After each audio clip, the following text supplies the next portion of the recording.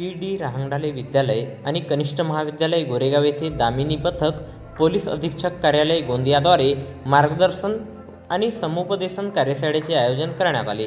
कार्यशाळेला जिल्हा दामिनी पथक प्रमुख चंद्रकांत काडे, पोलीस निरीक्षक पूजा सुरडकर, PSI सहाय्यक पोलीस निरीक्षक वैशाली भांदसकर, पोलीस सिपाही बनसोड बोरेले रहांगडाले, विद्यालयाचे प्राचार्य C.D. मोरघडे, पर्यवेक्षक A.H. कटरे उपस्थित होते। या कार्यशाळेत मुलींवर होणारे अत्याचार, मुलींची सुरक्षितता, मुलींनी गुड टच बॅड टच कसे ओळखावेत याबद्दल मार्गदर्शन करण्यात आले।